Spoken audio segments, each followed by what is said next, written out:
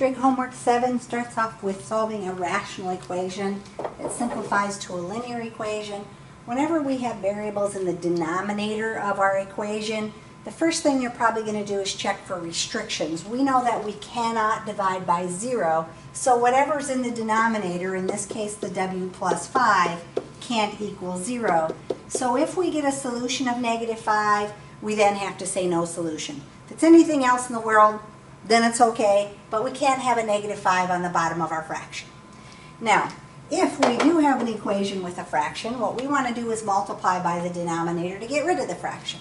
So we're going to multiply both sides of our equation times the w plus 5 so that we can eliminate that fraction. 1 is going to equal -5 times w plus 5 then.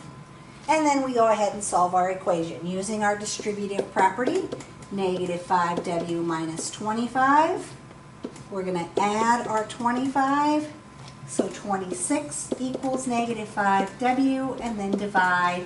So w is going to equal -26/5, which is not -5, so that is an okay solution.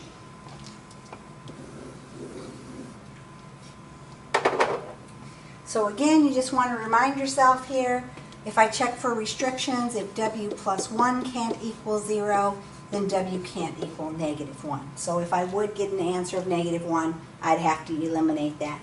So in this case, I want to get rid of my fraction, multiply by my denominator of w plus 1, cancels out my fraction. -7 is going to equal -4 times w plus 1 then.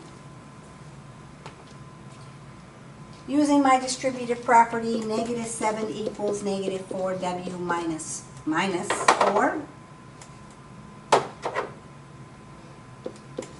Negative times a positive is a negative.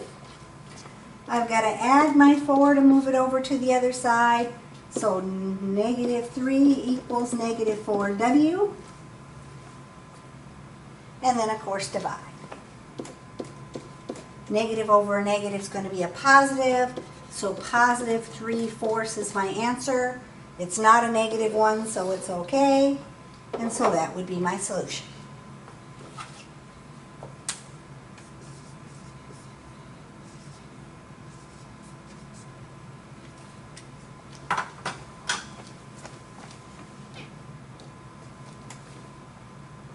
So the third one, if I want to solve that one, looking for my restrictions, u cannot equal -6, because that would give me 0 on the bottom.